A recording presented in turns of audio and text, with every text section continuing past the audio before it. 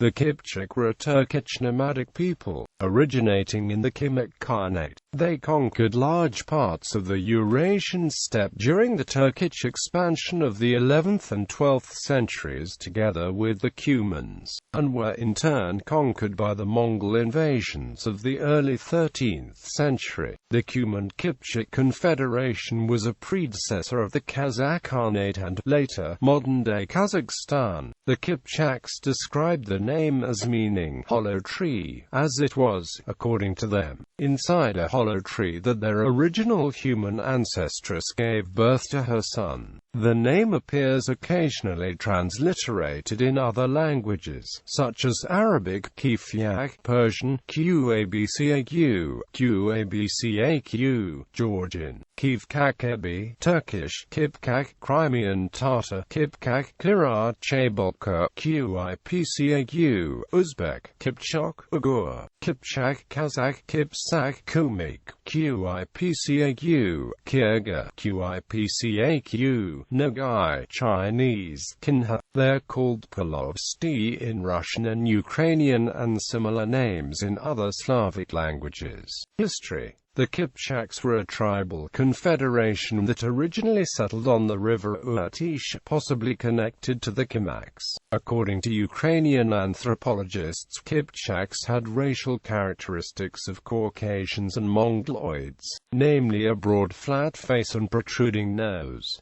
Researcher E.P. Alexieva drew attention to the fact that European Kipchak stone images have both Mongoloid and Caucasoid faces. However, in her opinion, Kipchaks, who settled in Georgia in the first half of the 12th century, were predominantly Caucasoid in appearance with some admixture of Mongoloid traits. They were already joined by Cumans, who had originated east of the Yellow River. In the course of the Turkic expansion they migrated into Siberia and further into the Transvolga region. Eventually they occupied a vast territory in the Eurasian steppe, stretching from north of the Aral Sea westward to the region north of the Black Sea, establishing a state known as Deshtai Kipchak.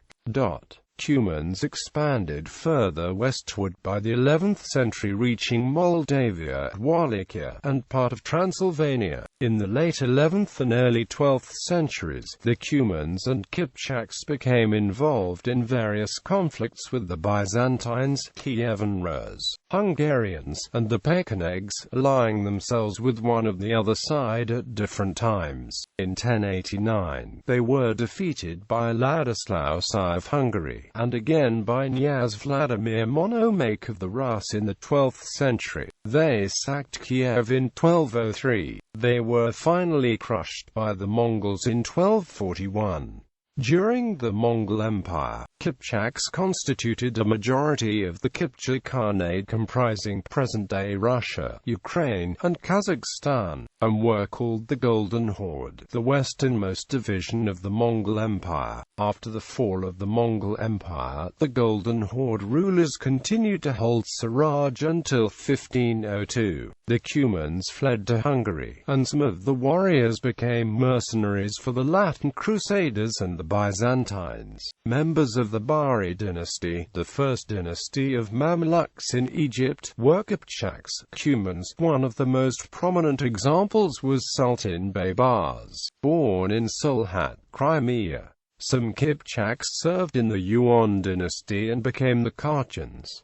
Language and culture. The Kipchaks and Cumans spoke a Turkic language whose most important surviving record is the Codex Cumanicus, a late 13th century dictionary of words in Kipchak, Cuman, and Latin. The presence in Egypt of Turkic-speaking Mamluks also stimulated the compilation of Kipchak, Cuman Arabic dictionaries and grammars that are important in the study of several Old Turkic languages.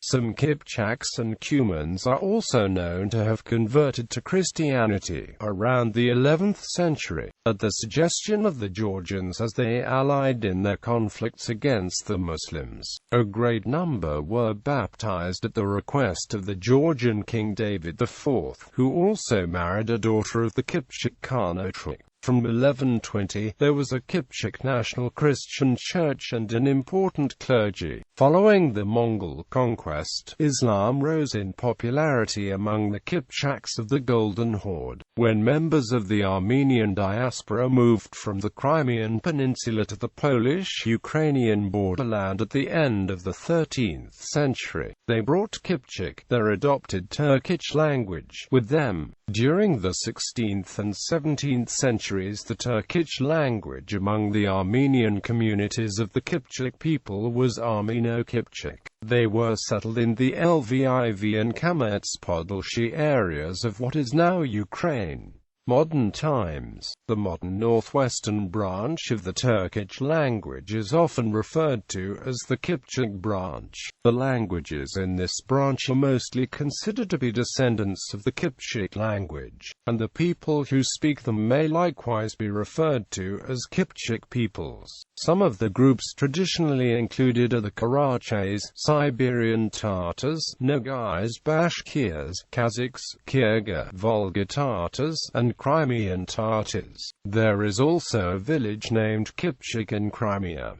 Kipchak is one of the constituent tribes of the Middle Horde Confederation of the Kazakh people. The name Kipchak also occurs as a surname in Kazakhstan.